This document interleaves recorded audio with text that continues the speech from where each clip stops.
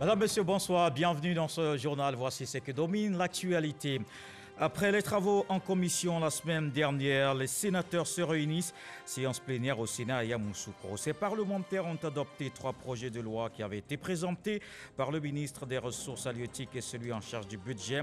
L'un de ces textes vise à améliorer la santé publique vétérinaire en Côte d'Ivoire. Après la présidentielle d'octobre, l'heure est au bilan à la CEI. La commission électorale indépendante tient un séminaire. L'instance chargée des élections jette un regard sur le processus pour tirer la leçon du scrutin. Une évaluation avant la tenue des compétitions locales afin d'améliorer la gouvernance électorale dans le pays. Accès au financement des petites et moyennes entreprises, le ministère chargé des PME et un établissement bancaire, ensemble pour apporter une solution. 20 milliards de francs CFA mis à la disposition des entrepreneurs. La convention signée permettra d'avoir accès à un crédit pour mener ses activités remboursables sur 4 ans. Et puis l'Éthiopie et les Nations Unies ont conclu un accord qui autorise un accès sans restriction dans les zones du Tigré. Cela permettra l'acheminement d'aide humanitaire dans la région dissidente aux mains des forces gouvernementales. Le Tigré est privé de tout approvisionnement depuis l'assaut lancé le 4 novembre. En se rendant dans la capitale politique, les sénateurs étaient réunis en séance plénière à Yamoussoukro. 3 projets de loi adoptés. Ces textes portent entre autres sur la taxe au niveau de l'énergie et la santé publique vétérinaire pour rendre le domaine beaucoup plus performant. Kader Sogodougou.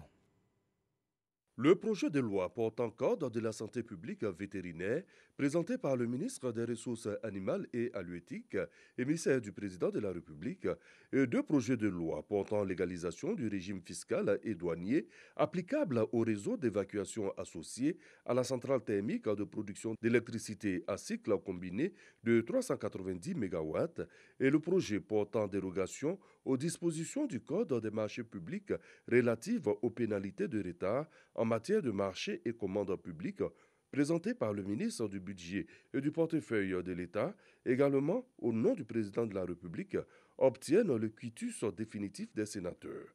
En l'absence du président Jano Aoussou-Kouadio, c'est la vice-présidente Sarah Sako Fatiga qui a présidé la séance plénière d'adoption qui a vu la ratification à l'unanimité des 3 projets de loi.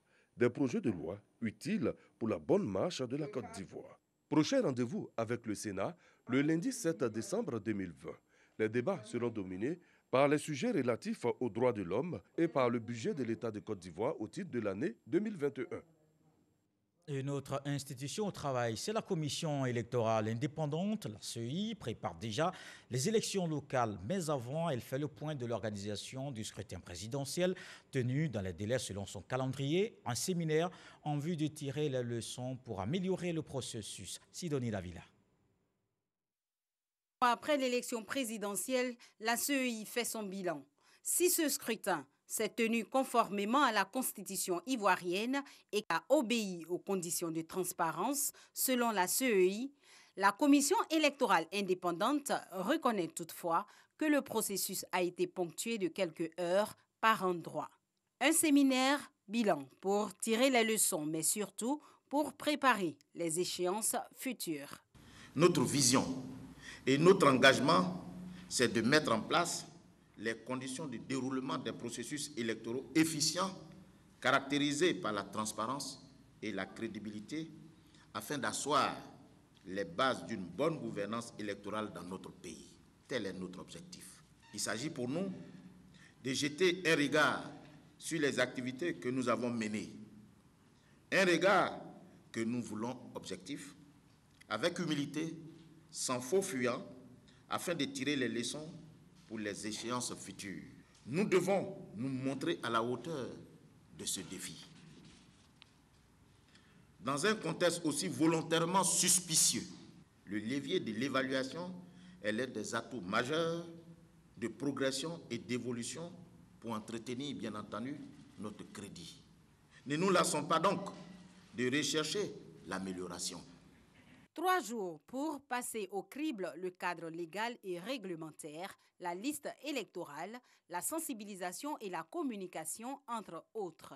ses réflexions sur l'évaluation du processus électoral 2020, ses acquis et ses insuffisances aboutiront à des recommandations. Ce dernier point va s'appuyer sur les différents rapports des observateurs électoraux. On s'arrête ce soir sur le développement économique du pays. Voici un pas vers la résolution de la question de financement des petites et moyennes entreprises. Le ministère de la promotion des PME a signé hier une convention avec NCA Bank. Une enveloppe de 20 milliards de francs CFA est mise à la disposition des opérateurs économiques, les femmes et les jeunes entrepreneurs invités à saisir cette opportunité. Francis Boifo. Elle va bénéficier aux petites et moyennes entreprises PME ivoiriennes.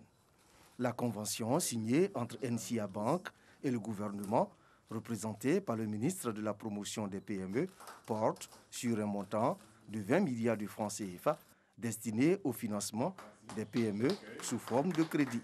Nos équipes sont disponibles et attendent simplement de recevoir les sollicitations des PME pour les accompagner dans le montage du dossier, la structuration et faire en sorte qu'on aboutisse à accorder le plus grand nombre de financements de qualité. Ce qui nous revient, c'est d'être correct, d'être sérieux, de pouvoir utiliser ces fonds de façon correcte, mais surtout de rembourser pour que la chaîne continue et que d'autres PME puissent bénéficier de ce financement. La durée de remboursement du crédit est de 4 ans et le taux d'intérêt est compris entre 7 et 7,5%. Mais il s'agit principalement donc de financer des entreprises qui répondent aux critères de la banque. L'État, par le fonds de garantie des PME, pourra donc être à côté de la banque pour réduire et partager le risque. Pour encourager l'initiative féminine, 7 milliards de francs CFA sont réservés aux femmes entrepreneurs sur les 20 milliards prévus pour le financement des projets des petites et moyennes entreprises. Et dans cet accompagnement des PME et même le développement du pays, la Côte d'Ivoire peut compter avec le soutien de ses partenaires. Bientôt, le programme coopération du PNUD pour la période 2021-2025. Les deux parties font le point des 3 dernières années. L'Agence des Nations Unies pour le développement a pour ce faire organisé lundi un atelier. Les résultats enregistrés sont satisfaisants. C'est ce que nous rapporte Cheikh Koné. En 3 années de mise en œuvre, le programme de coopération du PNUD en Côte d'Ivoire sur la période 2017-2020 CPD a impacté plusieurs secteurs d'activité au regard des résultats présentés.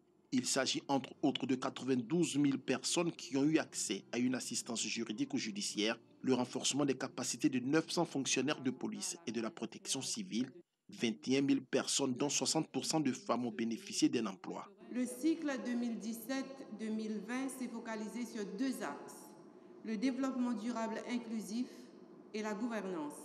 Le bureau du PNUD en Côte d'Ivoire a contribué à une transformation certaine dans la vie des populations. Cet atelier, la dernière rencontre du genre pour l'exercice 2020, vient clore le cycle de 2017-2020 et ouvre un nouveau cycle, celui du programme, sur la période 2021-2025. Le gouvernement entend associer ses partenaires à la mise en œuvre du PND 2021-2025 et particulièrement le PNUD dans le cadre de son mandat. Vos contributions, chers partenaires, soutenues et efficaces pour la mise en œuvre des différents plans nationaux de développement depuis 2012, font de vous les acteurs de cette croissance dont les effets sont frappants et qui ont permis au gouvernement de conduire plusieurs projets de développement au profit de nos populations. Le CPD 2017-2020 a mobilisé plus de 33 milliards de francs CFA avec l'exécution de 45 projets. Pour la période 2021-2025 qui s'ouvre, les partenaires ambitionnent de doubler cette enveloppe en vue d'élargir les axes d'intervention qui seront bâtis essentiellement autour de la gouvernance inclusive, la modernisation des institutions et la réduction des inégalités. Le ministre Moussa Dosso a lancé ce mercredi la 2e édition des États généraux de l'aviculture. Ces assises vont permettre à l'État, avec le soutien du secteur privé avicole, de mettre au point le second plan stratégique de relance du secteur. Ce programme vise essentiellement à booster la consommation nationale de volailles et pour une meilleure compétitivité de la filière. Des détails avec Mahama Traoré. Il faut que dans quelques années, la viande de volaille soit la viande la plus consommée en Côte d'Ivoire, ce qui n'est pas le cas aujourd'hui. Il faut que la viande produites localement, que ce soit volaille ou autre, soient privilégiées par rapport à la viande importée. C'est avec autant de défis à relever que le secteur privé avicole ivoirien participe à la 2e édition des États généraux de l'aviculture. Ces assises planchent sur la capitalisation des acquis et surtout au sujet de la compétitivité du secteur avicole ivoirien.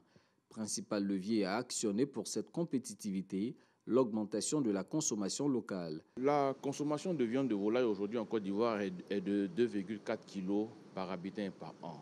Nous voulons la passer à 6,2 kg, donc plus que doubler la consommation de viande de volaille. Et au niveau des œufs, nous escomptons 100 œufs par habitant et par an, donc à comparer à environ 60 œufs aujourd'hui. Pour atteindre ces objectifs, un 2e plan stratégique de relance de l'aviculture sera mis au point à l'issue de ces États généraux. Il vise à apporter un nouveau souffle au secteur avicole sur la période 2020-2030. C'est vrai que l'État, lui, a mis une disposition qui va permettre, n'est-ce pas, d'arrêter dans un premier temps les importations, ou en tout cas les réduire au maximum, puisque le prélèvement compensatoire a été voté. On a commencé à élaborer un plan, un code de l'élevage au niveau fiscal et au niveau des mécanismes de financement. L'État va bien entendu aider, créer le cadre, aider pour que la filière puisse encore aller de l'avant. Le secteur avicole ivoirien, c'est un chiffre d'affaires annuel de 250 milliards de francs CFA. Avec le nouveau plan stratégique de relance, le gouvernement espère œuvrer à la création de 500 000 emplois supplémentaires dans la filière d'ici 2030. Le gouvernement qui se penche aussi sur l'autonomisation des femmes, la secrétaire d'État Miss Belbon Dogo visite une unité de transformation dans la commune de Port-Boué, initiative d'une coopérative spécialisée dans la transformation des vivriers en divers produits finis. Elle forme les femmes à cette technique afin de les rendre financièrement autonomes. Voici le reportage de Walter Amadou Ouattara. Ces femmes transforment le pain des singes en tendé, extrait du fruit du baobab, en poudre, puis en biscuit ou encore en jus. Un aperçu de la gamme aussi riche que variée des produits locaux transformés et valorisés. Nous avons travaillé sur l'élaboration de beaucoup de recettes. Il y en a plus d'une centaine, mais à partir de tous les produits locaux, que ce soit les céréales, les fruits de la cueillette tels que le baobab, le tamarin, le néré, les féculents, les tubercules, les produits de maraîchers, pour sortir des recettes, mais qui vont rentrer dans la consommation des Ivoiriens. Parce qu'il faut transformer, mais transformer utile. Lyon, c'est le surnom que ces femmes portent en hommage à l'ex-premier ministre Amadou Gon Coulibaly, qui a inspiré la promotrice de la société coopérative simplifiée de l'Union des transformatrices innovatrices ivoiriennes pour le leadership économique. Coopérative spécialisée dans la transformation des produits vivriers en produits finis. L'idée est en marche à Abidjan. Ici, à Gonzagueville, il s'agit de former une douzaine de femmes. Chaque femme édifiée pourra constituer une équipe à son tour et générer un chiffre d'affaires d'au moins 5 millions de francs CFA. La chaîne de production est expliquée à la secrétaire d'État chargée de l'autonomisation des femmes. Un produit qui a attiré plus mon attention, c'est la conservation de la tomate pelée qui se garde sur 1 an. On nous a montré autre chose que la tomate pelée qui était le baobab et les flocons d'avoine. Nous sommes venus, nous avons visité les femmes, nous avons vu des jeunes filles au travail, à la tâche pour leur autonomisation, mais nous avons vu surtout l'innovation. Et je l'ai toujours dit, la femme a un génie en elle, elle ne demande que de la visibilité. Nous avons pris l'engagement de faire un point fidèle au ministre de la promotion des PME et de pouvoir inscrire ces femmes-là dans des initiatives de structuration et d'accompagnement à la compétitivité que nous mettons en place en ce moment avec des initiatives bailleurs. Il va aller vers l'appui à la structuration des activités, il va aller vers l'accompagnement vers des initiatives de financement et de l'accompagnement pour la commercialisation. Cette société coopérative de transformatrices de produits locaux écoule déjà 10 000 articles par mois issus de ces différentes chaînes de production. Cette prospérité de l'activité économique passe aussi par la paix. Le médiateur de la République annonçait l'envoi des délégations dans les zones ayant été victimes de violences communautaires.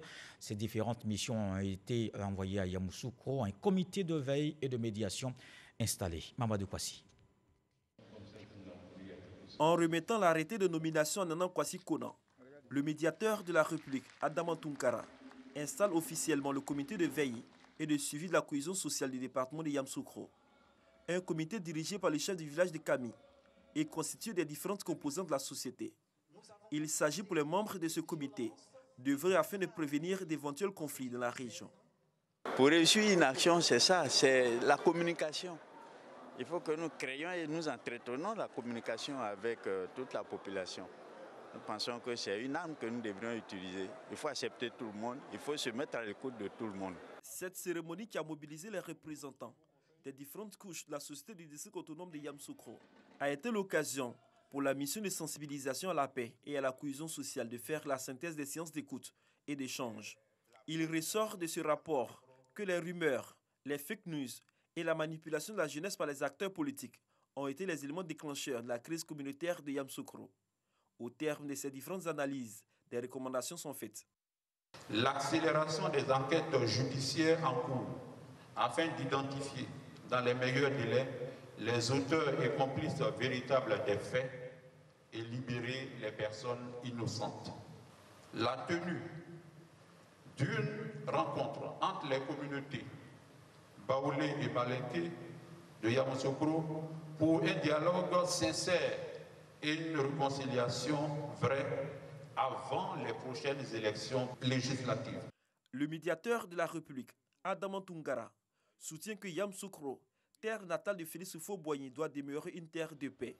C'est pourquoi il invite la population au pardon et à la réconciliation vraie. Nos divergences politiques, chers frères et sœurs, doivent s'exprimer dans le respect mutuel et dans la dignité. Elles ne doivent pas rompre, quelles que soient les raisons, les liens de fraternité que nous entretenons réciproquement en vertu de l'obligation que nous avons de cohabiter dans la paix pour notre épanouissement personnel et collectif.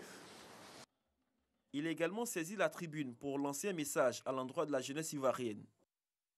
Chers jeunes, votre avenir est largement tributaire du climat sociopolitique de notre pays. Il vous revient donc de dire non à toute forme de manipulation qui pourrait le compromettre. Évitez de vous engager dans la voie de la violence dont vous serez évidemment les principales victimes. Cette rencontre publique marque le début d'une série de visites et d'échanges avec les communautés des zones frappées par les crises communautaires lors de la période électorale. Après Yamoussoukro, cap sera M. Bangolo le vendredi prochain. Les actions de cohésion sociale se multiplient. Des opérateurs économiques et des partenaires s'engagent dans la promotion de la paix après la présidentielle. Une caravane lancée pour prôner le vivre ensemble. On voit l'étape de Mans avec notre correspondante Eve Boué. Après les villes d'Aboasso, Grand Bassam, Abengourou, Yamoussoukro, Bouaké et Korogo, la caravane de la paix pose ses valises à Mans dans la région du Tonkpi. Une initiative du mouvement pour la paix composée d'opérateurs économiques et de partenaires sociaux. Dans la salle de réunion Amadou Gon Coulibaly de l'hôtel de ville de Mans, les participants se sont parlé.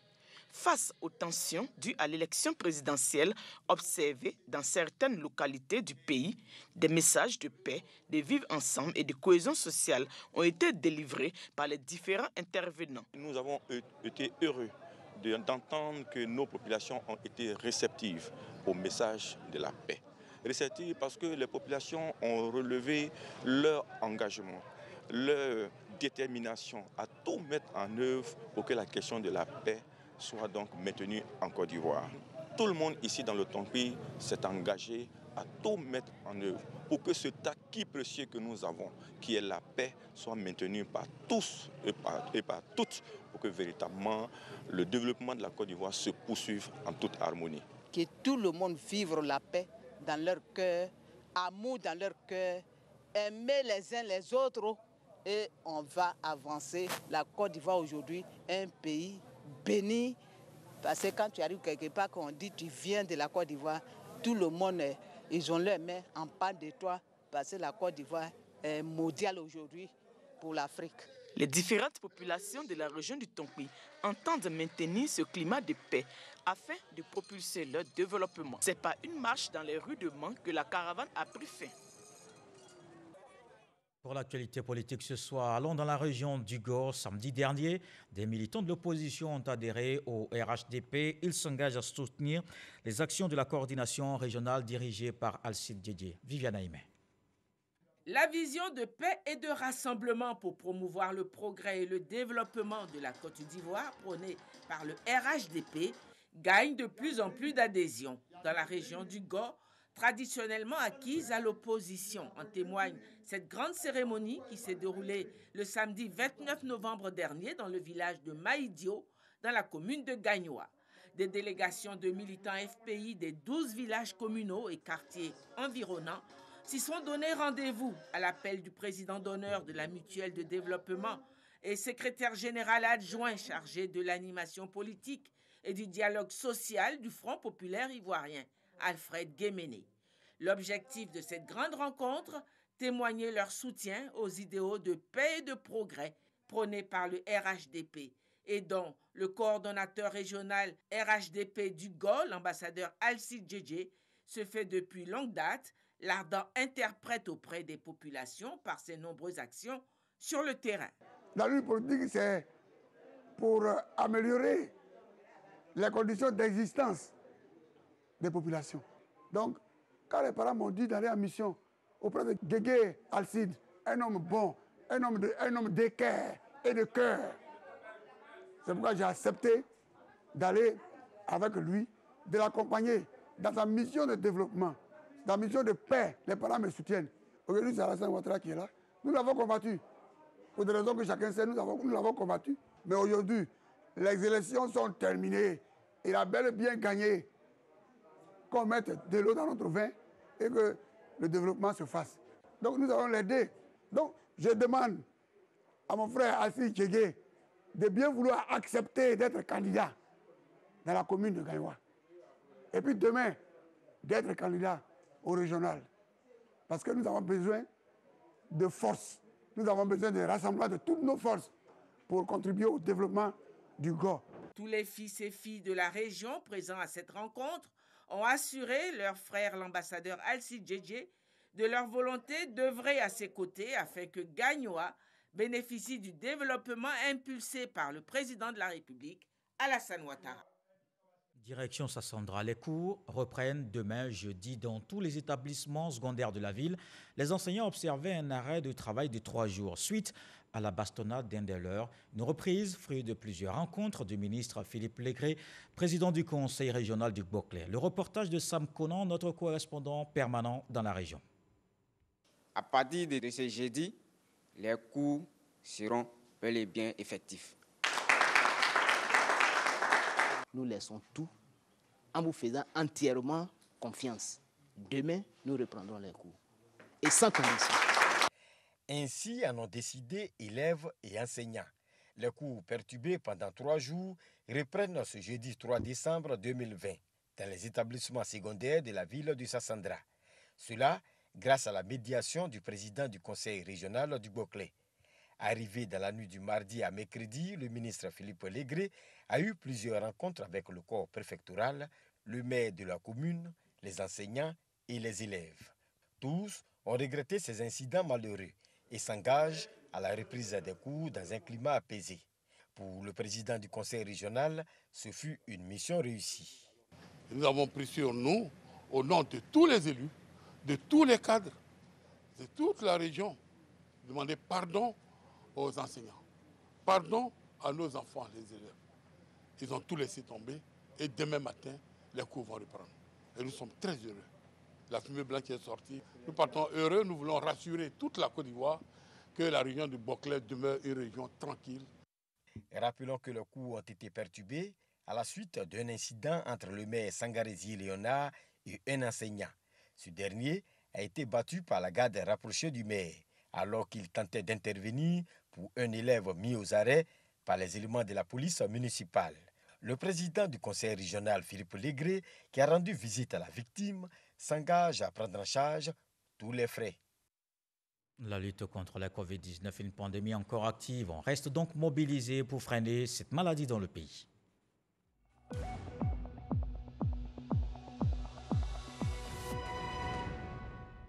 Voici les chiffres de ce mercredi. 27 nouveaux cas de Covid-19 sur 1115 échantillons prélevés, soit 2,4% des cas positifs, 29 guéris, pas de décès. À la date du 2 décembre, la Côte d'Ivoire compte 21 361 cas confirmés, dont 21 010 personnes guéries, 132 décès et 219 cas actifs. Le nombre total d'échantillons est de 219 775. Le gouvernement britannique a annoncé aujourd'hui dans un communiqué que le vaccin Pfizer-BioNTech sera disponible dans tout le pays. À partir de la semaine prochaine, le Royaume-Uni est le premier pays au monde à autoriser ce vaccin dans la lutte contre la Covid-19. Il a commandé au total 40 millions de doses pour 2020 et 2021. C'est un moment historique, a salué le PDG de Pfizer. C'est la protection des vaccins qui nous permettra à terme de reprendre nos vies et de redémarrer l'économie, estime le Premier ministre Boris Johnson. La Covid a tué plus de 58 000 personnes au Royaume-Uni, pays le plus endeuillé d'Europe, qui dénombre plus de 1,6 million de cas positifs. Ici en Côte d'Ivoire, les membres du Conseil de l'autorité ivoirienne de régulation pharmaceutique prêtent serment. Ils s'engagent dans la lutte contre les médicaments contrefaits. Patricia Omouetia.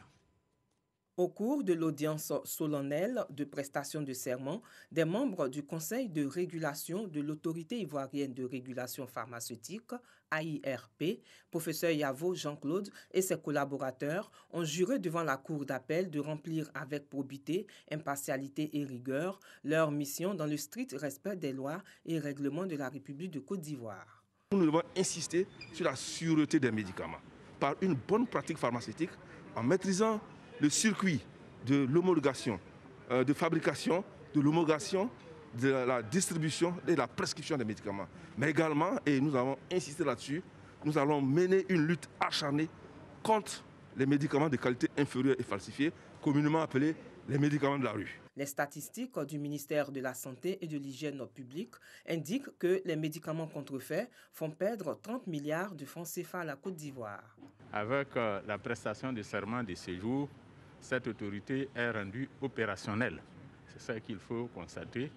Elle est rendue opérationnelle avec des vraies compétences, ça a été dit, qui vont donc être chargées de protéger la population ivoirienne en se mettant au travail, en faisant en sorte qu'il n'y ait plus de place ici dans notre pays pour les médicaments contrefaits. Le président de la Cour a invité les membres de l'AIRP à engager des réformes structurelles fortes et rapides qui vont contribuer à la mise en place d'une politique globale pour assurer la qualité, la sécurité, la conception et l'utilisation des médicaments dans notre pays.